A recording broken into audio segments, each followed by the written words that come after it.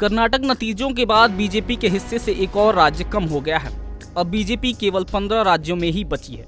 तो आपको बता दें कि बीजेपी बहुमत के साथ 6 राज्यों में और सहयोगी पार्टियों के साथ 9 राज्यों में सरकार चला रही है। नॉर्थ ईस्ट में बीजेपी का सबसे ज्यादा प्रेजेंस है, तो वहीं दक्षिण भारत के किसी भी राज्य में बीजेपी की सरकार अब नहीं बची है।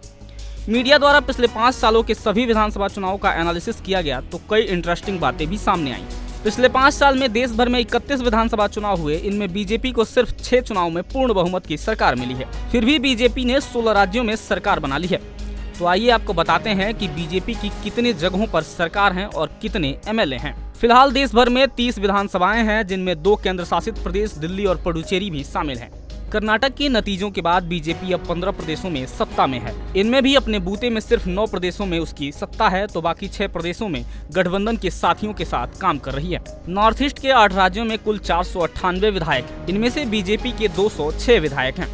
इसी तरह नॉर्थ ईस्ट के अन्य राज्यों में से कुल 25 सांसद आते हैं। इनमें बीजेपी के 15 सांसद हैं, यानी कि 60%। असम में हेमंत विश्व शर्मा की अगुवाई में बीजेपी की सरकार है। नागालैंड में एनडीपीपी यानी नेशनलिस्ट डेमोक्रेटिक प्रोग्रेसिव पार्टी की अगुवाई में बीजेपी सत्ता में है। तो वहीं मिजोरम में मिजो नेशनल फ्रंट की सरकार है और जोगार मंथंगा वहां मुख्यमंत्री पद पर मौजूद है। त्रिपुरा में बीजेपी की सत्ता है, यहाँ माणिक शाह मुख्यमंत्री हैं। अरुणाचल प्रदेश में बीजेपी सत्ता में है, यहाँ पेमा खांडू मुख्यमंत्री हैं। सिक्किम में सिक्किम क्रांतिकारी मोर्चा सत्ता में है, प्रेम सिंह तमांग सीएम बने हैं। बीजेपी का राज्य में कोई विधायक नहीं है, लेकिन एसकेएम में बीजेपी की अगुवाई वाली एनडीए का हिस्सा है। वहीं बता दें कि महाराष्ट्र में शिंदे की शिवसेना के साथ बीजेपी सरकार है। गुजरात में बीजेपी को पूर्ण बहुमत की सरकार मिली है, तो वहीं राजस्थान में कांग्रेस की सरकार बनी है। वहीं बिहार में महागठबंधन की सरकार है। पश्चिम बंगाल में तृणमूल कांग्रेस, झारखंड में जेएमएम की सरकार है और ओडिशा में बीजेडी की सरकार है। यानी पूर्वी भारत में कहीं भी बीजेपी की सरकार नहीं है। यहाँ कुल 722 विधायकों में बीजेपी के पास 196 विधायक हैं। उत्तर भारत में हरियाणा, यूपी और उत्तराखंड में बीजेपी की सरकार है। उत्तर भारत में कुल 818 विधायक चुने जाते हैं, जिनमें से बीजेपी के पास 377 विधायक हैं, यानी कि 46%।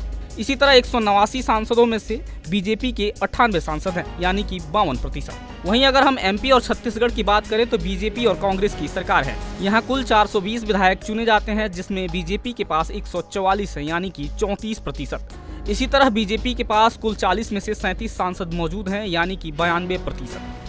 कर्नाटक की हार के बाद दक्षिण में से 5 राज्यों में से किसी में बीजेपी की सरकार नहीं है। दक्षिण भारत के 5 राज्यों और 1 केंद्र शासित प्रदेश में कुल 130 लोकसभा सांसद आते हैं।